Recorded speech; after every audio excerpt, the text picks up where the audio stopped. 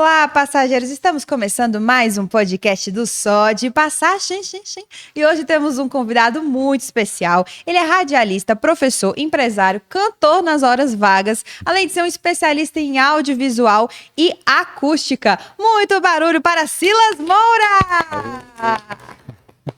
E ao meu lado, Braulio Inácio, para conduzir essa conversa.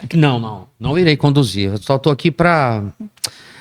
como é que fala? Contemplar este momento maravilhoso, meu querido amigo Silas. Muito prazer. Prazer é meu, cara. Revê-lo. Prazer meu estar aqui. Você sabe que eu tive contigo e falei, vou convidá-lo. Você lembra disso? Lembro. Você lembra? Lembro. Acompanha ou vai acompanhar? Onde é que eu tô aqui? Na 1? Na 2? Vai acompanhando aqui o podcast que você vai entender qual é um objetivo assim que mais me sensibilizou para trazer Silas. Claro que a vida dele é maravilhosa em todas as áreas, mas tem um ponto aqui que nós vamos chegar lá no final. No final você vai saber. Bianca, é com você, Bianca. Eu não irei conduzir nada. Vai. Vamos começar no início de tudo. Silas, nasceu aqui em Brasília mesmo? Sim, eu sou de Brasília, né? Eu nasci na cidade de Taguatinga, né? Mas eu morei durante a minha infância, adolescência e parte da juventude toda na cidade de Braslândia, né? No Distrito Federal, no final do Distrito Federal ali, já quase beirando, próximo. Sobradinho e Braslândia tem muito esse histórico, né? De ficar bem na ponta do DF. Mas eu morei lá a vida toda, praticamente, mais de 30 anos, né? E aí, saindo de Braslândia, eu mudei para Vicente Pires. Então hoje eu já estou residindo em Vicente Pires, né? Mas a vida toda eu morei em Braslândia.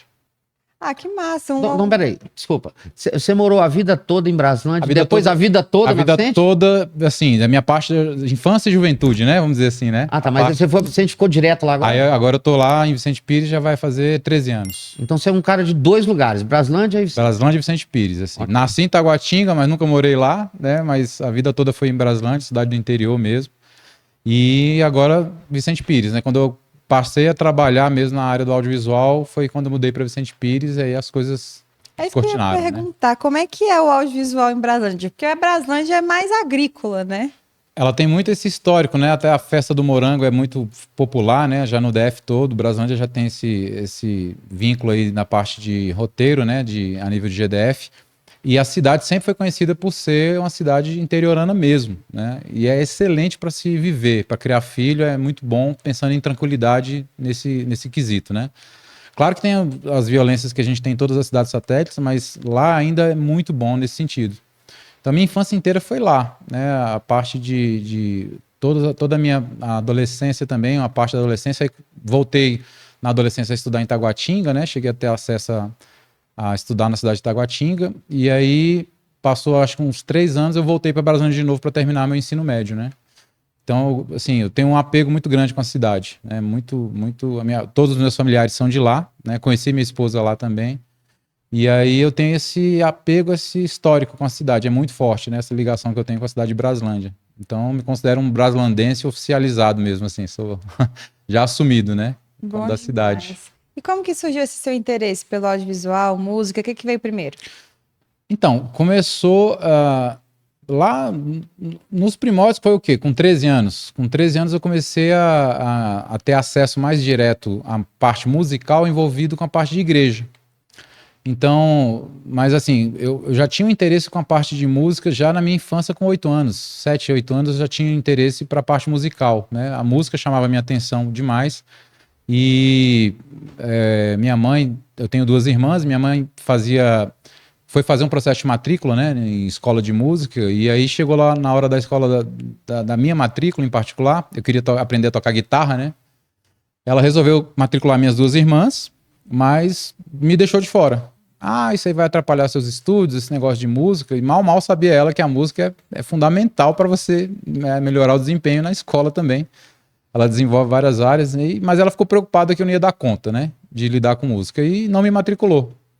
E eu fiquei revoltadíssimo com isso. Aí eu falei, poxa, eu vou ter que dar um jeito de aprender isso aqui de um jeito ou de outro. Porque a música já chamava atenção, né? E aí minha mãe comprou, meus pais compraram um teclado para minha irmã aprender teclado e um violão para minha outra irmã aprender violão. Elas são mais novas ou mais velhas que você? Eu sou o caçula, né? Então as 2 mais velhas. E aí, o que eu fazia nos intervalos que o pessoal... minha mãe sempre foi professora, né? Se aposentou como professora. Minhas 2 irmãs também professoras. E eu também fui professor. Então, é uma família de professores, né?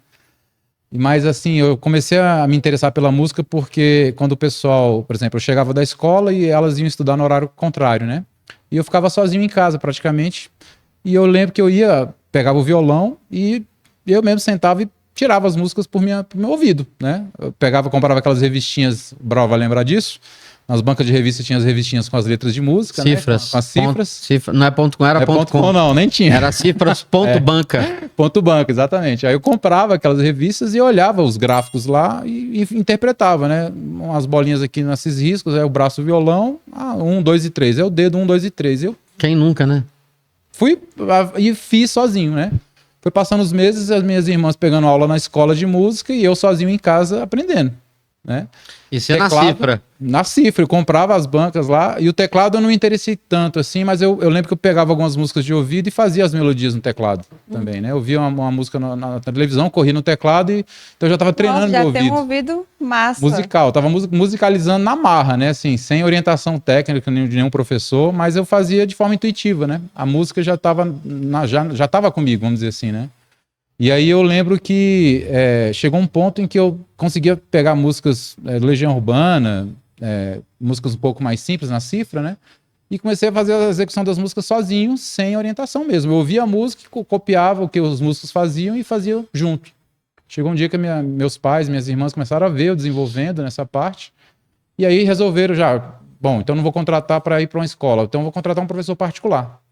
E eu tive o meu primeiro professor de violão, que é um cara que eu tenho gratidão a ele até hoje, que é o Jajá Botelho, né? Jadson Botelho, é um cara aqui de Brasília, um músico extraordinário da MPB aí, toca muito bem. Lá de Braslândia também. Ele era de Braslândia nessa época, e aí ele já tinha mudado para Ceilândia, então ele roda por Brasília, né? Ele toca em algumas casas de shows por aqui. É um excelente músico, excelente compositor, excelente grupo. Ele montou algumas bandas também, né?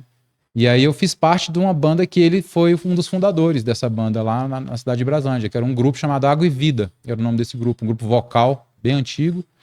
E eu fui convidado aos 13 anos para fazer parte desse grupo. Eu já estava frequentando a igreja que eu frequento até hoje, né? E aí um dos integrantes desse grupo ouviu eu cantando num acampamento, assim, uma coisa de gincana de acampamento. Vamos compor uma música, era uma das premiações lá, era compor uma música. E aí só eu tocava violão no meio do pessoal. E violão assim, de forma simples, né? Nada muito rebuscado. E aí me ouviram cantando lá a música que a gente compôs lá no grupo. Eu nervoso pra caramba, nunca tinha me apresentado em público, né? Microfone na mão, tremendo igual vara verde. E me apresentei a primeira vez diante de um público ali de umas 50, 60 pessoas. E aí alguém ouviu minha voz e falou, a voz desse menino é boa, né? Então resolveram investir em mim nesse sentido. Aí entrei na música dessa forma, sendo convidado aos 13 anos para fazer parte desse grupo, que era um grupo vocal, né? Bem, com várias divisões de vozes. E é ali que foi minha escola de verdade. E qual que é a sua voz? Então, minha voz, assim, ela tá para tenor, né? E eu tenho uma textura vocal que eu consigo ir para vozes de tons mais graves também, né? Mas basicamente minha voz é tenor. Se pudesse falar a classificação, de fato, que eu já fui classificado nessa parte, é como tenor. E suas irmãs? Minhas irmãs acabaram aprendendo os instrumentos, mas elas não dedicaram tanto a fundo assim como eu. Elas começaram a seguir outras... Eu tenho uma das irmãs que com o tempo, ela pegando teclado e a outra violão, e elas também naturalmente foram pro canto. As duas cantam muito bem, inclusive. Minhas duas irmãs também cantam muito bem. E aí, mas não foram dedicando assim, entrar em grupo, banda, foi só eu, né? Então, naturalmente, as coisas foram acontecendo nesse sentido, né? E aí elas meio que não deixou a música de lado totalmente, sempre a música acompanha com elas também, né? Mas eu fui meio que uma dedicação mais exclusiva, vamos dizer assim, né? Não me profissionalizei no sentido de viver da música. Mas eu estudei a ponto de falar que eu sou um profissional da música nesse sentido, de estudar a fundo, né, a área, né? Para tentar fazer o melhor possível. E aí Desde muito novo também, né? 13 muito novo. anos Aos 13 anos foi o meu primeiro contato com a música de forma mais séria com esse grupo musical, né? E aí... Qual que era o estilo que ele cantava? Um grupo gospel? Era gospel, música gospel. Aí começou com esse grupo Água e Vida, ele se desfez, depois... surgiu um novo grupo desses mesmos integrantes chamado Projeto Céu. Era um grupo que a gente fez a primeira gravação nossa de um disco já há muitos anos atrás, 23 anos atrás, isso. E aí a gente começou a aprender o que é música depois que a gente gravou um CD, né? Era o auge do que a gente poderia falar assim, bom, na música você pelo menos tem uma intensificação dela quando você grava um disco, né? Grava um trabalho. E aí a gente gravou pro projeto Você tinha nosso. quantos quando você gravou esse trabalho? Quando gravou eu tinha 15 anos. Nossa! Primeira gravação foi com 15 anos de idade. Massa. Ainda tava formando minha voz ali, vamos dizer, né? E aí dos 15, aí o lançamento do disco foi aos 16. Então, fui adolescente. E a verdade, ela aparece no estúdio, né? Como é que é? A verdade aparece no estúdio. Exatamente. É A verdade é na hora que você descobre que você liga. não sabe nada, né? Você descobre e fala, pô, cara, tem que pegar leve na mão direita aqui. Não, e tem a síndrome do REC, Tô né? gritando demais, respirei diferente. Isso, quando fala assim, gravando, trava tudo, você não consegue desenvolver mais, né? É. Aí tem muito isso. Na hora que você tá passando ali os trechos da música, tá tranquilo. Quando o cara fala, vamos gravar, aí dá uma travada, assim, né? Até se desenvolver isso bem é complicado. E Mas você aí, isso aí lembra? é experiência. Mas a Bia não pode reclamar, não, que ela gravou o primeiro dela com 19. Gravei com 19. Meu irmão tinha 15. Tinha Meu 15. irmão Tinha fez 15, as o cara guitarras, ele fez fez o todas primeiro. as guitarras. Ele tocava guitarra, fez todas as guitarras do EP, ele tinha 15 anos. Ah, bacana. Pois, Depois eu quero ouvir seu trabalho também. Então vai lá, Spotify Bianca Anápolis. Fica esperto aí. Top. Vai lá. E você lembra como é que era o estúdio, esse primeiro estúdio que você gravou? Então, a gente gravou com um produtor musical também conhecido em Brasília, o Eurípides Martins. Ele gravou no estúdio... Você lembra de um estúdio chamado Artimanha, brother? Sim, Antigamente. Acho que era um setor de rádio, ficava esse estúdio, não lembro. Rádio TV. Ele era... Não era o do Toninho Maia, não era? Era. É do Toninho Maia? Acho que era do Toninho Maia. Acho que era. Inclusive, eu conheci o Toninho Maia anos depois também, quando eu fui vender um equipamento de áudio para ele. Morreu de Covid. Foi. Meu Foi amigo uma querido, perda, amado. Uma perda terrível, assim. E E é um tocava cara que tinha um demais. coração extraordinário. Nossa. Eu fui vender um equipamento para ele, ele me deu um equipamento de presente também. Assim, eu fui no apartamento dele, aí eu vendi um monitor de áudio para ele, ele me deu o microfone. Não, leva esse microfone aí de presente, tal. Eu olhei assim e falei, É, o Toninho, um cara era generoso. um cara extraordinário, assim, né? Ser humano Maravilhoso. incrível. Então, assim, Incrível. Deus foi me dando as oportunidades de conhecer pessoas, né? Assim, nesse meio, e aí a gente foi só agregando, né? Crescendo com o tempo. Então tu gravou no estúdio, Toninho? Não, eu gravei com o Eurípides, No no estúdio Artimanha. dele.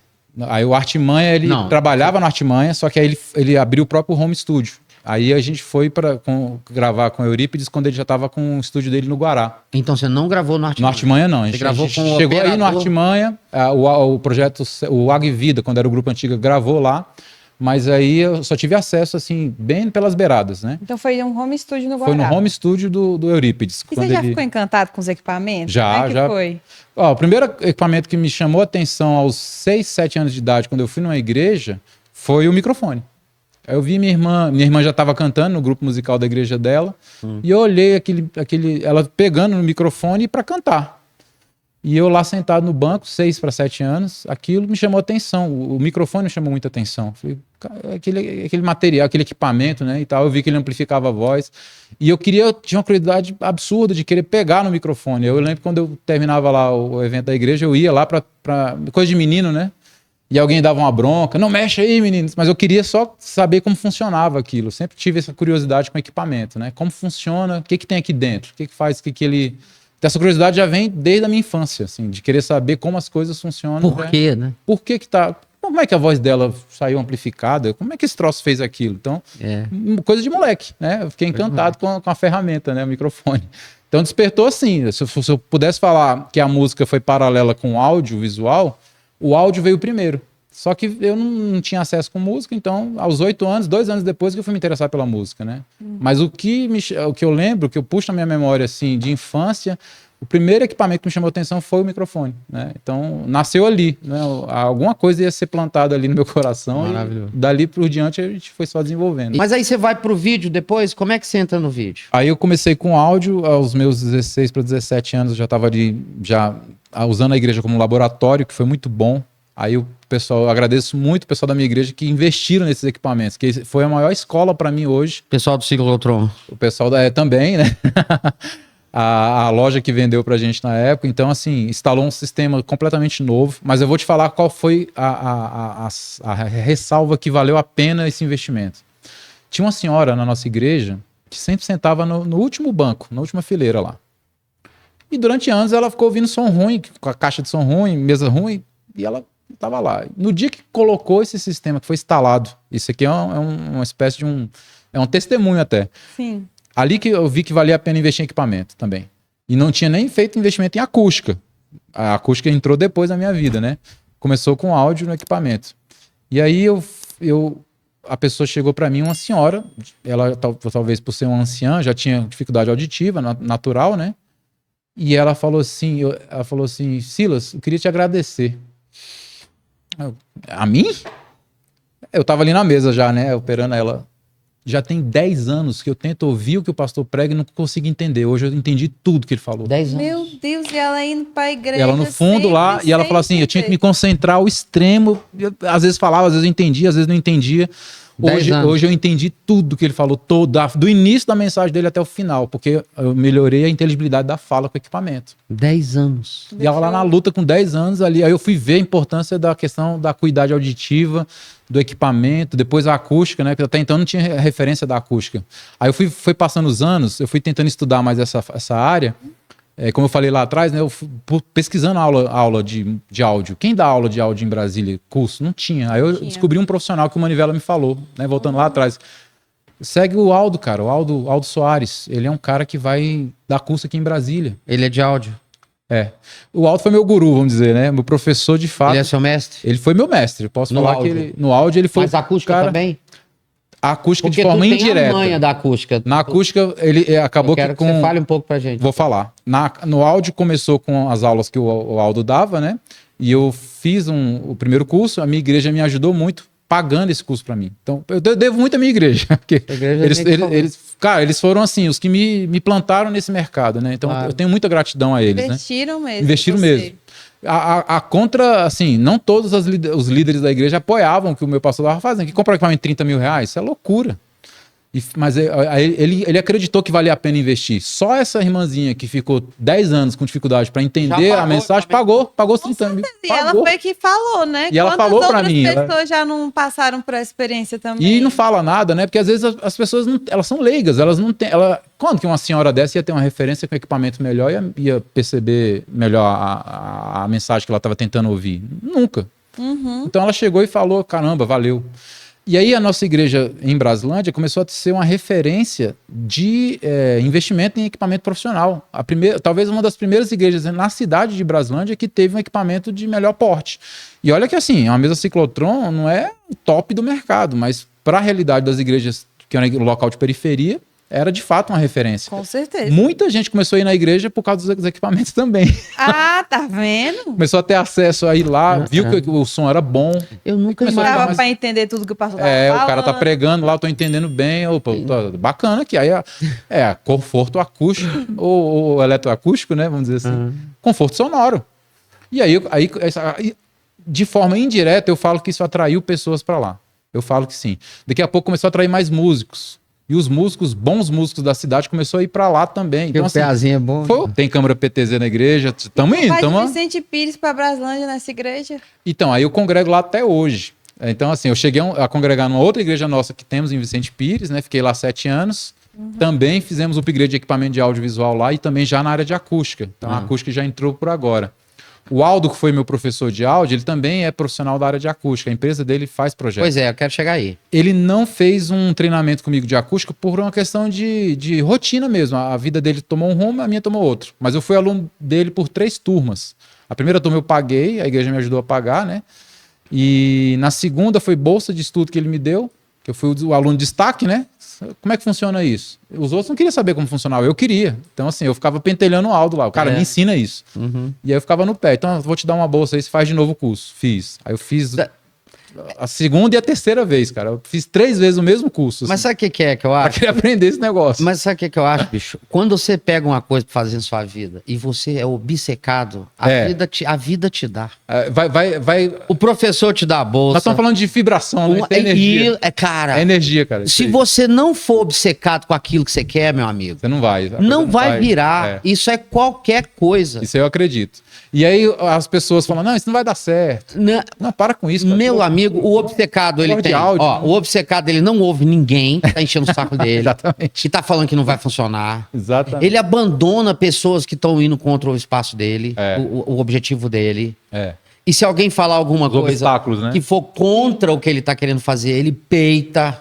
Agora, se alguém tá querendo fazer uma crítica bacana, Beleza, ele leva em conta e ajusta. Exatamente. Então, as pedras no caminho do obcecado, ele tira todas. E a vida dá pra ele as Ou coisas. ele usa, né, pra construir pontes, né, pra fazer várias Porra, coisas. o professor, você Exatamente. pagou a primeira, as duas segundas, o cara deu pra Deu uma você, bolsa. porque o cara ficou tão apaixonado com a sua Esse vontade. cara quer mesmo aprender esse negócio. A vida te dá, mano. Não, eu devo muito ao Aldo, né? Assim, fica a minha gratidão a ele aqui, porque ele foi o divisor de águas na minha vida amadora, vamos dizer, do meio, pro profissionalismo, né? Ele foi o cara que me introduziu no meio profissional desse mercado. E eu devo muito ao cara. E aí ele abriu a empresa dele, e daqui a pouco... Aí ele chegou, eu lembro que quando eu morava em Brasília, eu fui montar meu primeiro home studio, eu chamei ele pra ir lá me ajudar na O Aldo é de acústica da sala. Brasília também? Ele é de Brasília. De Brasília? Brasília. É Braslândia, não? Não, ele mora, se eu não estou enganado, ele está morando no Cruzeiro hoje, mas ele morava há muito tempo ali na QNL, ali em Taguatinga Norte. Massa. Aí ele tem a empresa dele é de escritório de arquitetura, acústica arquitetônica, né? Então, equipamentos de audiovisual também. Ele tem um projeto extraordinário que é para fazer, tipo, workshops para atender as igrejas hoje na área de técnica, né?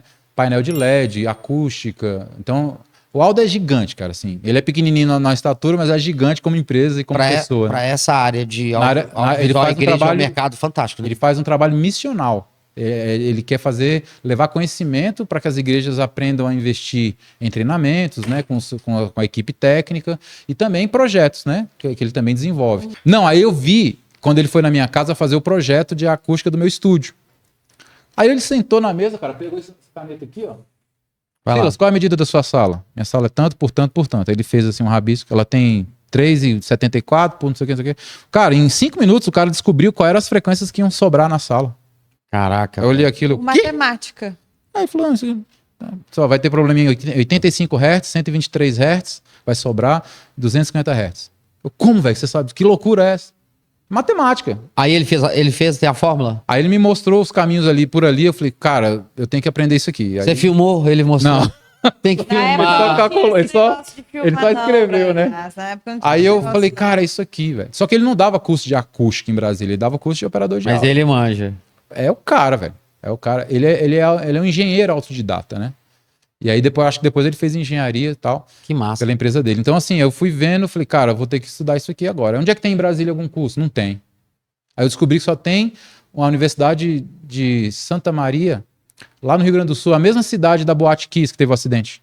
É. Lá é a única cidade do Brasil que tem o curso de acústica. Gente, Olha Olha só. que ironia do destino, né? Eu não sei, eu fui Mas convergir vem as cá, coisas. então... Só tinha lá. Mas não tem online, não? Aí, na época, Hotmartzinho da vida. tava pesquisando. Ainda, isso aí nós Isso estamos é- falando de 15 anos atrás, 10 anos atrás. Desculpa, pensei. É lá atrás. Tá beleza, tá beleza. E aí eu fui vendo, falei, Não cara, tem online. não tem. Aí eu descobri em Brasília. Tá filmando assim na hora. É. Essas vibes. Não rolou isso não, né? Aí em 2006, eu descobri em Brasília o curso de audiovisual, tecnólogo em audiovisual do Unicesp aqui do Guará, na faculdade Unicesp. Ah, Me matriculei lá, fiz o vestibular e fui fazer. e aí? E aí o mais próximo que eu cheguei, que eu vi audiovisual, opa, isso aqui é a minha área, então. Cheguei lá, eu descobri que era tudo voltado do cinema. Tudo cinema, enquadramento, luz, tal, edição, decupagem, eu não sabia esses termos, roteiro de cinema. Eu falei, pô, cadê o áudio? Cadê o áudio? Não tinha nada do Só áudio. tem o visual. Era Tem o vídeo, visual, mais era vídeo vídeo. pra caramba, e eu já agoniado já. E é um curso tecnólogo, então é um curso de 2 anos, né? Você não curtiu, Então, o primeiro não? semestre, aí eu fiz, né? Eu fiz, concluí o curso. E no final do último semestre é que fui ver áudio. Mas era o áudio voltado para captação de externas. Por exemplo, eu vou mixar um filme. Mas também é outro mundo que eu achei bacana, que eu não conhecia. Ó, fazer um curta-metragem de 15 minutos, Braulio, eu vou usar no mínimo 44 canais de áudio ali, 46 canais. Caraca! É coisa, velho.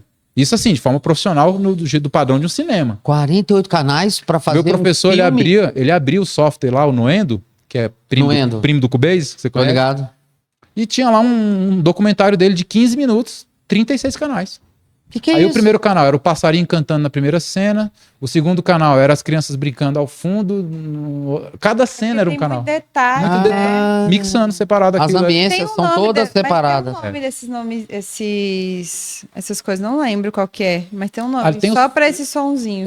Que é para externo. Tem o Foley, né, que o pessoal Foley, era usa isso que eu tava muito. querendo lembrar. E aí o som do cara foi captado ao vivo, o som dele entrando na sala ficou ruim. Aí eles vão substituir isso na pós-produção. Então, Nosso horário aí tá bem avançado, né? Não, chegou um zap vai. aqui. Aí o que acontece? A gente eu fui vendo esse mundo também que eu não conhecia, e no final, um professor meu de cinema, o Marcelo, ele chegou e falou, descobriu que eu já estava lidando com áudio e já estava em eminência de entrar na Escola Técnica de Brasília. Foi assim que surgiu a Escola Técnica. Foi depois do meu curso de graduação de tecnólogo em audiovisual. E ele soube por alguém que eu já estava a escola já estava em meados de me contratar para fazer uma aula expositiva lá, uma aula demonstrativa, né? Eu ainda não tinha me formado.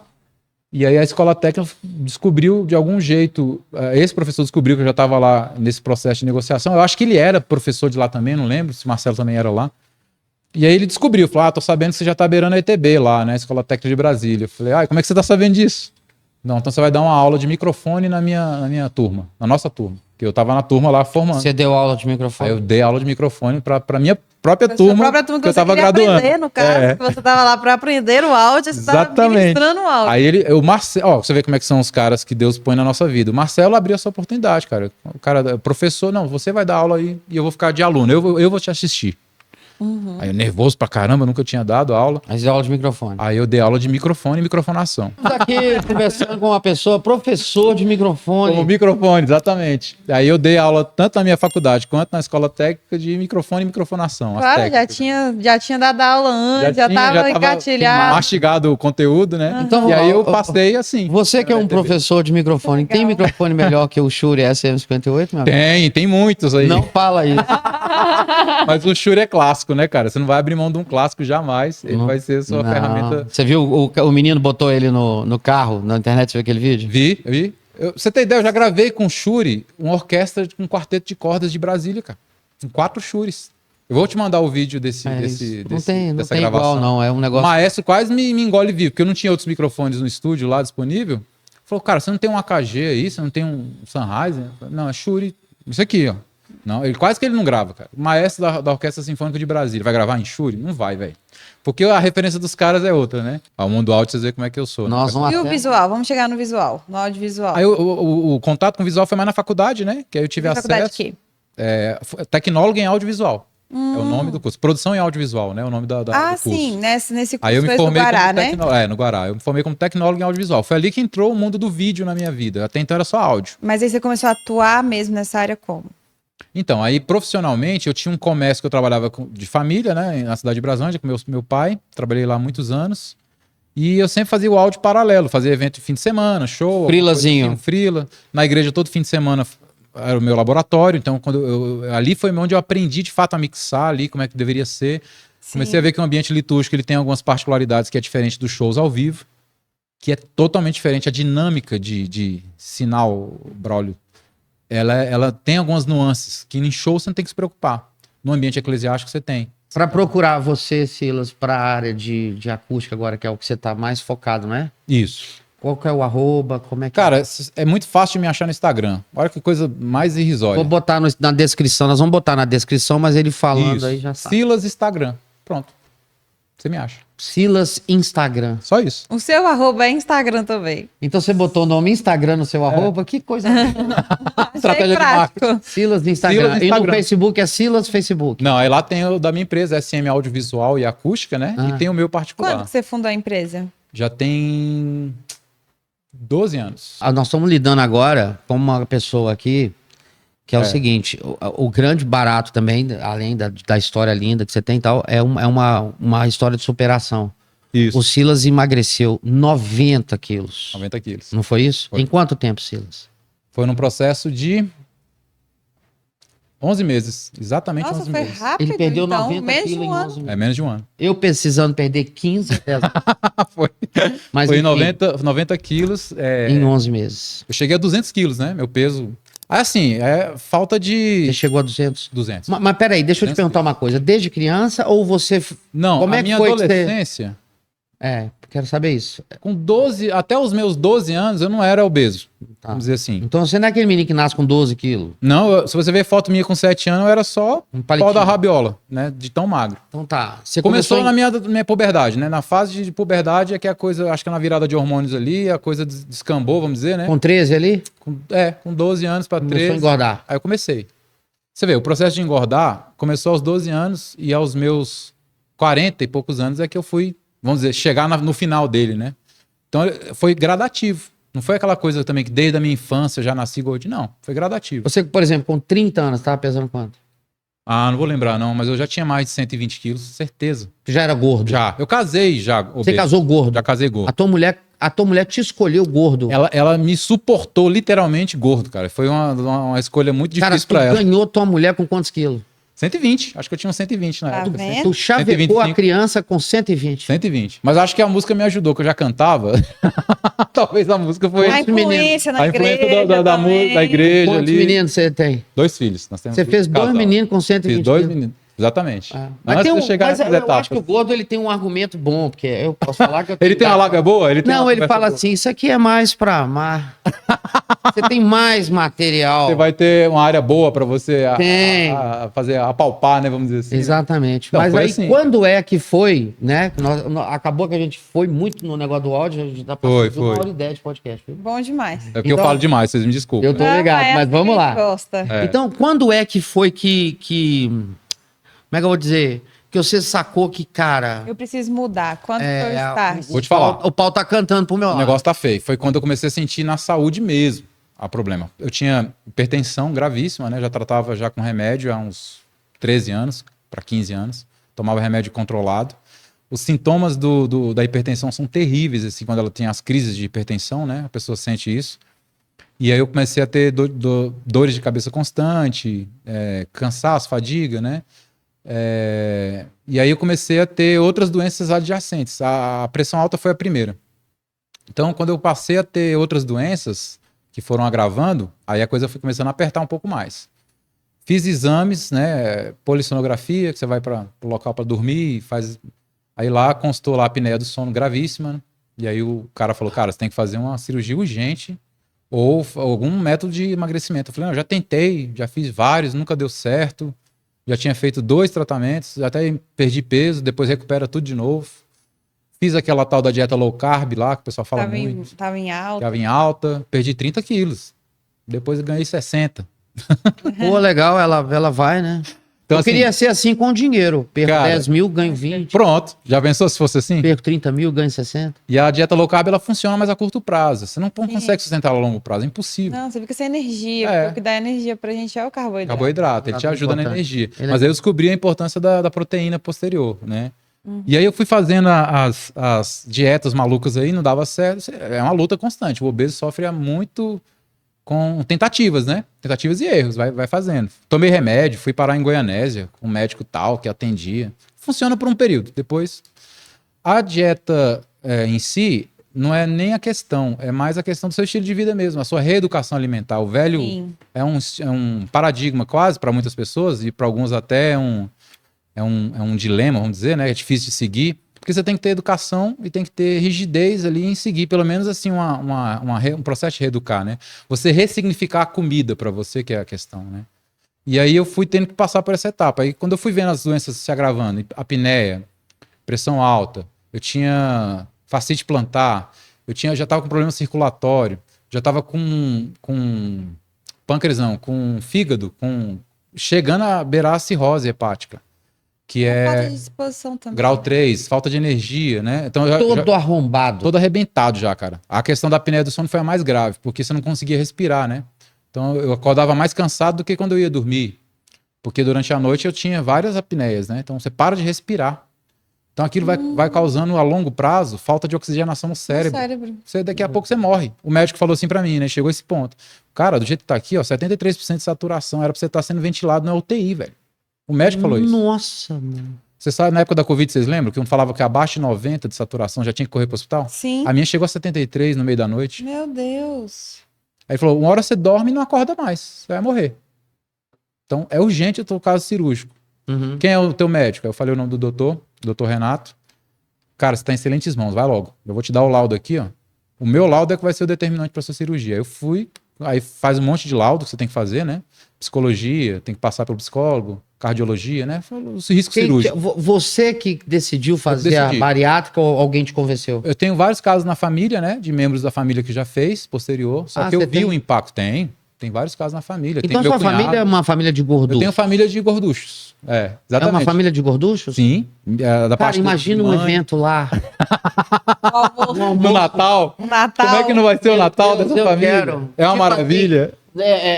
Natal tem 10 perus, Ano Novo com 8 pernil. Não chegava a esse extremo não, mas é quase, né?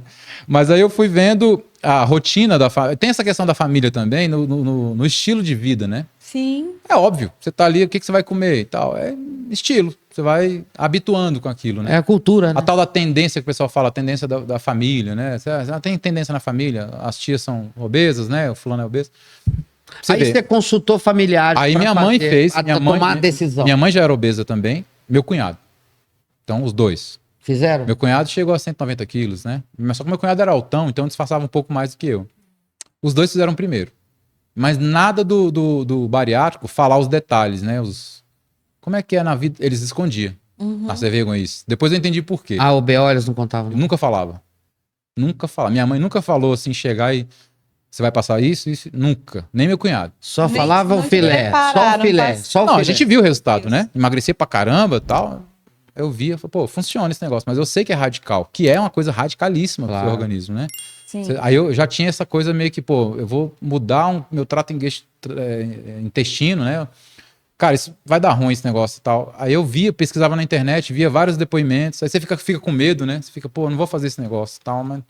Não vou fazer não. Só que quando chega, qual foi o ponto que eu decidi a virada de chave? Não foi nem quando o médico, o pneumologista falou isso, não. Foi num dia de manhã que eu fui levantar e não consegui levantar. De dores que eu sentia. Porque o obeso, ele tá em estado inflamatório, né? Isso com quantos Sim. anos? Eu fiz... Não. Esse dia que você levantou com dores. Ah, eu tinha 42 anos. Ok. Tem 2 anos vai fazer 2 anos agora que eu fiz a cirurgia, né? Nossa, muito recente. 2 anos. Você ficou quanto tempo pensando na cirurgia? Há anos. Porque eu via minha mãe, meu cunhado, né? E aí eu ficava desde, acho que uns Estudando, fazendo. 8 anos, cara. 8 anos olhando. pensando. E vou fazer, não vou. Mas esse negócio é complicado. Aí nesse dia você levanta com 42 anos de idade. Aí eu não consegui sentindo pisar no dor chão. demais. Não consegui pisar no chão. Você não levanta. Não levantei. E eu lembro que eu pisava, parecia que eu tava com... Ai, perdão, gente. Tá Parecia na que eu sua tava... hora, né? Tá na minha hora. Pois é. Parecia que eu tava com... Dá pra encerrar mais uns 10 minutinhos aqui. Eu tava com agulhas espetando assim meu pé.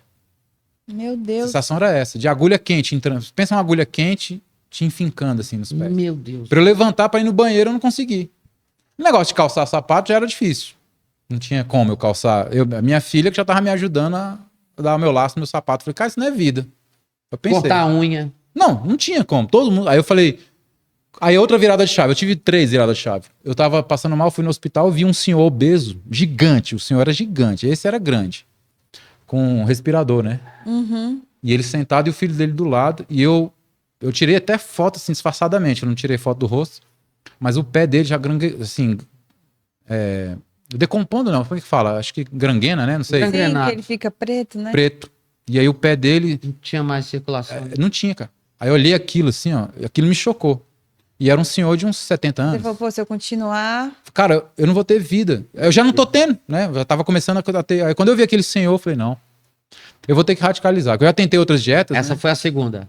Aí foi a terceira tentativa de. Não. Essa é. Virada. A primeira foi o pneumologista falando, você vai morrer. A segunda foi eu não conseguindo levantar da cama. E a terceira Era era a gangrena do gordão. Aí ali eu decidi. Essa gangrena não vai me pegar, não. E aí, quanto tempo depois você fez a cirurgia? Aí 8 meses, né? 8 meses Após depois? essa cena foi 8 meses. Que aí eu fiz o Tem pré-operatório, um tem todo um processo. longo. Vai pro psicólogo, Cardiologista. cardiologista, Vai, cirúrgico, Então vamos lá. nutricionista. Como é que você está? 2 perguntas pra gente encerrar. Como é que você tá agora? E o que a sua mãe não te falou que você descobriu? Então vamos abrir o verbo, né? Como é que você O tá agora? pós-cirúrgico é muito difícil. É muito complexo. O pré já é um pouquinho porque eu fiquei 2 semanas só tomando sopa. Pra você fazer uma limpeza ali, pra não dar dor de cabeça pro médico, né? Uma Sim. semana, na verdade. Só no líquido, dieta líquida, né? Essa semana eu achei que eu ia pirar. Eu subia pelas paredes, praticamente. Porque eu acostumado a comer, né? Você reduz drasticamente. Sente E aí, fome, sente uma falta. semana só tomando sopa, cara. Pra pensar nisso. Aí eu, cara, não dá. É um estado mexe muito no seu psicológico. É um negócio que é muito difícil. Uhum. Mas o difícil não veio nem aí. O difícil é o pós. A pós-cirurgia. Então, assim, nas fases iniciais você não sente fome, então tranquilo. Os primeiros meses ali, tá no recuperação cirúrgica, né? Não dá pra você sentir fome. O organismo corta um monte de hormônio, né? Então não chega a mensagem do seu cérebro, não chega nada. Você não sente fome. Eu passei 26 dias tomando aguinha, líquido, água de coco, bem pouquinho. 26 dias. Sem agoniar. Gente, Sem agonia. Eu não tô com fome, porque o cérebro desliga tudo. Você tá todo cortado por dentro, né? Então você tá todo cheio de ferida. você tem que estar O organismo dá um jeito de... Não pode entrar comida aqui, senão esse cara morre, né? Então, o organismo é muito inteligente, né? Sim. Então, assim, tá tudo cortado, tá recuperando. A cicatrização leva 8 meses total, né? É longa, demora. Total. E aí eu falei, poxa, ali, no primeiros... Eu lembro que eu fui a primeira consulta com 15 dias, já tinha perdido 26 quilos. Em 15 dias. Eu tava perdendo quase 2 quilos por dia. Porra, o cara perdeu 26 quilos em 15 dias. É tudo que eu Em queria. 15 dias, cara, eu perdi 26 É quilos. tudo que eu queria É uma na minha loucura. vida. Mas eu acho que tem a ver com o metabolismo. Cada pessoa tem um Tá, comportamento. mas o né? que você fez nesses 25 dias? Tô pensando minha vida Bebia aqui. em jejum. Jejum puro. Só água. Água. Você água. ficou 26 dias sem comer? É. Então dá certo, Bianca. Não, Só que aí, mas olha como é que é você louco deve pro cérebro. Eu comecei a sonhar que eu tava comendo. Eu sem mastigar, né? Aí eu sonhando que eu tava mastigando um arroz e um feijão ali. Então foi no sonho. Aí no sonho, eu não posso comer que eu tô de dieta. Aí eu acordava assim, assustado. Falei, Aí- meu Deus do céu, eu preciso comer. Aí, psicológico, mas não é fome física. Você tem duas vertentes de fome, né? A fome real, Sim. a fome que você sente, ó, Ah. eu preciso comer alguma coisa que eu tô, minha glicemia tá despencando. E a É. fome psicológica, que é o que a maioria das pessoas tem. Eu tô com vontade de comer um filé mignon. Tá nada, cara. Teu corpo não quer saber um filé mignon. Quem quer é o seu cérebro. Aí eu descobri na raça ali a diferença da fome real e a fome de desejo. Sim. E a gente tem a fome do desejo o tempo inteiro. E o gordo, né, via de regra, ele é descontrolado mesmo nesse sentido. Ele, por questões, às vezes, emocionais, né, ansiedade. E aí você desconta na comida. A comida vira seu refúgio. Você vira é um seu psicólogo ali que vai te acalentar. E ela ali te acalenta mesmo. Ele libera um monte de substâncias também que te deixa um chocolatezinho ali, que libera um monte fica agora, tô confortado, comi um chocolate. Sim. E eu descobri na prática que a minha nutricionista me ajudou muito na questão da importância você falando do carboidrato, né? Sim. O carboidrato é que me engordou. Ele é que foi o vilão, vamos dizer assim. Mas ele não é um vilão, a gente precisa dele também. Aí eu descobri a história do carboidrato simples, o carboidrato complexo, né? Que você tem que comer mais com índice glicêmico mais complexo, que demora mais para dar o pico de glicemia. Aí vai retardar a sua fome. A importância de você se tomar bastante água. Eu ando com a minha garrafinha, vocês viram aí que eu cheguei, né? Tá até aqui embaixo. Então eu tomo pelo menos 3 litros d'água por dia, 4 litros d'água às vezes. Tá fazendo o que o pessoal Tem tá que mandando fazer. Tem que fazer. E depois você vai gostando. E a proteína é a minha fonte principal hoje de alimento. Sim. Eu preciso da proteína, porque a gente perde muita massa magra, né? No processo de emagrecimento. Então você vai perder muito músculo. Então o que é o ideal para você ter uma velhice saudável, que eu descobri, né? Músculo. Fazer musculação. Aí eu faço musculação pelo menos 5 vezes por semana. Agora, aquele dia que você me contou no telefone, que eu 4. amei, que a gente tava no telefone. Você gosta de fazer academia? Eu odeio fazer academia. Odeio. Não tem esse negócio de falar assim, depois você gosta, você acostuma. Não, até hoje eu vou assim. Você vai na marra. louca, odeia. É um ambiente que eu não gosto, O ambiente é chato. é ruim. Eu não gosto. Pô, hoje Mas eu vou. Eu tenho Pô, que eu tô começando aí, cara. Você tá indo já? Tô indo, Ele não. vai Com o faz- tempo você vai começar a gostar. Mas eu tô indo assim, eu vou lá, eu tava indo fazendo 15 minutos de esteira e voltando pra casa. Faz musculação? Não, Você só fez cardio. nada. Eu vou lá, faço 15 minutos de esteira, volto pra casa. Você sabe Hoje, por exemplo, ontem eu fui lá, Ah. essa semana, né? Hoje é terça. Eu fui ontem, eu fiz 30. Pronto. Ó, Mas o Hoje- musculação que é o babado. Eu Calma. descobri isso aí depois. mas eu vou chegar lá. O cardio é... Hoje, ontem eu fui lá, fiz 30. Hoje eu fiz 30, eu corri 10. Pronto. Ó, Já é alguma coisa. tá ligado? E a musculação? Você Então fez eu vou colocando uma bolinha de cada Eu- vez na minha árvore de Natal. Musculação Porque nada? Ainda Ainda não. Não, quando a Ana tava aqui, minha namorada, eu tava fazendo com ela a musculação. Fiz com ela e tal, não sei o quê. Depois que ela foi embora, eu não fiz mais. Cara, A faz a musculação musculação. que mais faz diferença. É mais fácil de fazer do que É. o cardio. O cardio é mais cansativo. Eu acho mais. Eu gosto. Mas faço eu dois. tô Mais fazendo desgastante. aquilo que o meu coração tá falando pra eu fazer pra ter verdade. Não, Porque sim. quando eu Pra você aderi- significar o negócio. É porque quando eu começar a fazer, eu tô fazendo de verdade. Eu não tenho que fazer. Porque... No meu caso, do bariátrico, e como ele perde Obrigação, muito rápido, eu não tenho que preocupar com cardio. Até hoje. Eu tô com 2 anos. Você vou fazer tá só na musculação. musculação. Não, eu faço cardio também. Cardio é importante. Mas o foco é musculação. Porque é o seguinte, a musculação, ela te ajuda, é um exercício anaeróbico, então ela te ajuda depois que você está em repouso, ela continua queimando. Então a musculação tem essa propriedade, né? Então você queima de gordura e aumento de músculo. Ganhar músculo é muito difícil. É extremamente difícil. O que eu fiz no processo de perda? Eu fiz de tudo para não perder músculo. Agora, depois de 1 ano e meio, eu tô começando a ganhar muito pouquinho massa muscular. Então eu voltei a engordar, vamos dizer assim. O que aconteceu? Aí Mas é músculo. Só que aí eu descobri que é músculo, que eu fiz um exame chamado bioimpedância. Na bioimpedância que você descobre, eu comecei a preocupar que minha balança tava subindo. Eu falei, opa, eita, esse negócio não pode. Aí eu fui na nutricionista, ela falou, calma, vamos fazer bioimpedância. Ó, aqui no início, aqui, ó, você tava pesando 130 quilos. Você tinha 26% de músculo e 56% de gordura. Agora, olha aqui, ó. Você tá pesando. Aí eu tinha perdido 10 quilos, né? Agora você ganhou. Tá com 36% de músculo e 31% de gordura. Tá excelente, não se preocupe. Você tá com 36, 31. Na época que eu tinha feito. Porque o bariátrico ele tem as fases, né? Tem que fazer pedaço direto. Né? Tem a fase que você vai chegar, que você vai. Fala assim, você vai ficar seco. Que é a fase que seu metabolismo tá mais acelerado. Aí depois de 1 ano, 1 ano e meio, né? Até 2 anos. E aí você emagrece o máximo que você pode chegar. Eu cheguei a 105 quilos. Então, na verdade, eu perdi 95 quilos, somando dos 200 que eu tinha. Eu já recuperei 10 quilos. Dos 10 quilos... Tá com 115. 115. Dos 10 quilos, 6 quilos foi músculo. Porque eu só descobri isso fazendo a bioimpedância. E pra você fazer músculo, você precisa... Você acaba produzindo gordura também.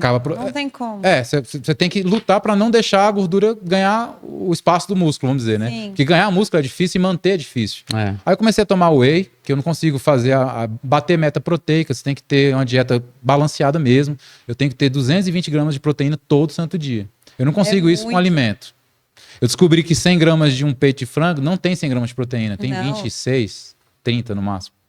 Aí eu tenho que bater 220. Como é que eu faço? Aí eu não consigo sentar e comer... 700 gramas de frango. Não dá. O estômago é pequenininho. O whey virou meu socorro. Suplementação. No meu caso, é obrigatório tomar whey. Eu tenho que tomar 2 doses de whey por dia. Creatina virou outra coisa que é necessária para minha questão muscular também. E olha que eu não sou marombeiro, eu não vou fazer essas loucuras. Mas tu fica quanto tempo por dia na academia? Saúde. Aí eu tenho que fazer. A creatina vai dar força muscular para o exercício, tem as fadigas musculares. Eu já descobri pré-treino natural que você pode fazer, porque os pré-treinos industrializados me faziam muito mal, porque o bariátrico, a absorção dele é diferente, né?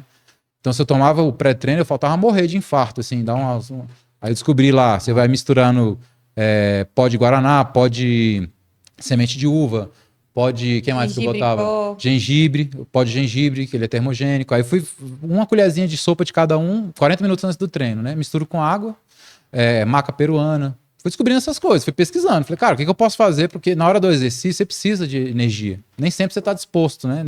Eu já fui pra academia uma vez e eu, tão cansado, eu dormi no aparelho, assim, capotei. Meu Deus do céu. Aí eu falei, velho, o que eu tô fazendo dormindo na academia? Eu vou pra casa, vou descansar. Aí você tem que entender a importância do sono, do descanso também. Entendi. Porque o exercício, ele te fadiga. Na academia, você vai destruir fibras musculares. Você não vai pra lá pra ficar forte. Lá você vai pra destruir suas fibras, né? Você fica forte no sono, no descanso, na hora que você dorme. Que regenera. Aí eu descobri a importância de dormir bem. Mas é o que a gente não sabia antes. Eu acabei descobrindo que eu queria ficar só forte e não ir na academia, porque não quer destruir nada. Então, foi horrível, foi horrível. Só que o cardio também, Você o cardio ele consegue. também te deixa... O que acontece no cardio? Que eu descobri a importância de eu focar em musculação. Meu processo de perda de peso, você vai perdendo músculo, o organismo vai querendo roubar músculo, né? Então, o que eu fiz? Eu passei a focar na musculação para não ter tanta essa perda de músculo. Aí o cardio virou só secundário. 20 minutos ali só para eu dar uma melhorada na questão cardiorrespiratória. Pronto, é o suficiente. Porque eu já estava perdendo peso mesmo, né? Então, agora eu não posso, voltando só para encerrar, eu não posso passar do peso que eu estou atual. Se eu passar, eu já entro na zona de risco, de reganho de peso, que a maioria dos bariátricos volta a ter. Uhum. Eu te falei um dado que o meu médico me falou, né? Não sei se você lembra do telefone. E aí, pelo menos assim, hoje já foi atualizado isso, quase 60%, de 50% a 60% do pessoal volta a ter reganho de peso depois de 5 anos. 60%. Porra, é muita gente. Então é muita coisa. Então, assim, até os 2 anos tá ok, mas aí daqui por diante, e com 10 anos piora mais ainda esse índice, né? Após a cirurgia. Então as pessoas têm que tomar. Aí é aquele velho cuidado, reeducação alimentar.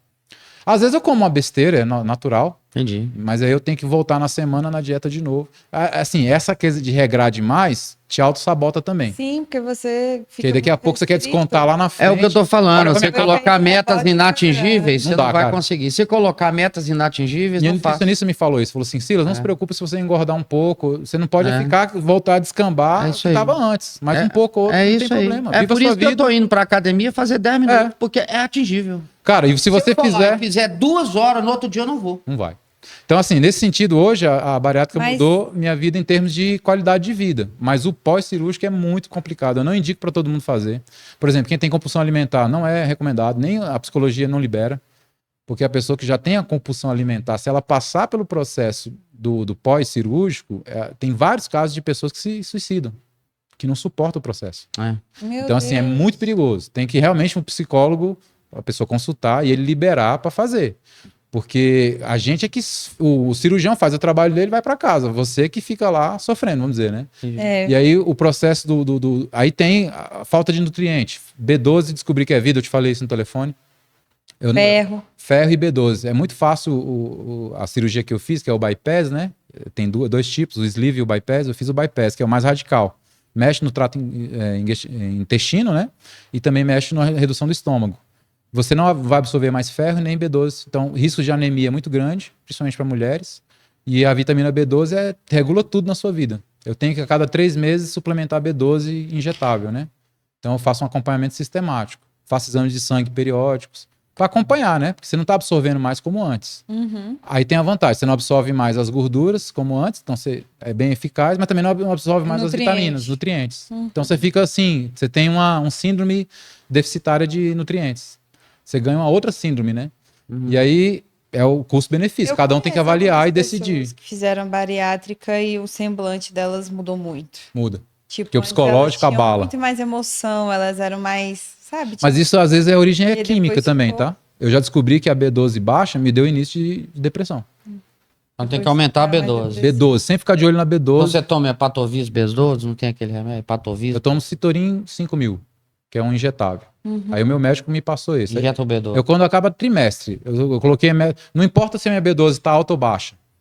3 meses eu faço a suplementação, Reposição. que ele me passou. Maravilha. Então eu tô sempre bem nesse sentido. A B12 você acaba com tudo. A parte intestinal, sangue, tudo. Não mais. Ela regula tudo. Tomar. Agora, tomar assim, né? Vê se você precisa. Prescrição Faça o médica. exame, Faça o exame, vê se ela tá baixa mesmo. e Podia aí ter vê na se- cerveja. Vai no endócrino, né? Vê o que o endócrino te indica. Boa. Porque cada pessoa tem um metabolismo, né? Fazer Tem, exames. tem as doenças em si. Mano. Mas hoje eu posso falar que, assim, mudou minha vida pra melhor. Qual é o resumo que todo bariátrico fala? É isso aí, Faria vai. de novo? Faria. Faria? Só que não indica pra todo mundo? Não indica pra todo mundo. Não sei se ficou meio ambíguo isso, mas entendi. Deu pra acho que vocês entender. Mas entenderam você onde eu... melhorou sua vida depois. Sim, muito. Em todos os sentidos, todos Pois é, os âmbitos. A gente tem Até que pra marcar, trabalhar, pra a gente tudo. tem que marcar outra oportunidade, que eu quero falar mais assim. Só sobre Sobre esse isso. processo. Pô, cara, esse processo A vai gente ajudar fala. muita gente. A gente Vamos fala. marcar um Se outro quiser marcar momento. só falar do tema da bariátrica, Só da bariátrica. eu tenho coisas que eu não falei também aqui, que eu passei, algumas coisas que É, não pô, deu tempo. né? nosso A tempo gente faz acabou. isso. A Vamos gente fala fazer, mais pô, disso. vamos falar de bariátrica aqui, vai ser muito Inclusive, importante. porque ele tem uma relevância para alcançar mais pessoas, né? Eu Vai acho, alcançar eu mais acho gente. muito importante a gente, porque isso é uma coisa de saúde pública dar recado. Cara, é bom mesmo. A gente marca. Obrigado, Quando vocês Silas. quiserem, viu? Eu que agradeço. Muito obrigada, Isso aí. gente. Obrigada, Secretaria de Cultura, né? Isso, governo do Distrito Federal. E vamos nessa. Esse não foi só mais de um passagem. podcast do Só de Passagem. Obrigada, Silas. Obrigada, Obrigado. Braulio. Tchau, É isso. galera. Tchau, galera. Beijo.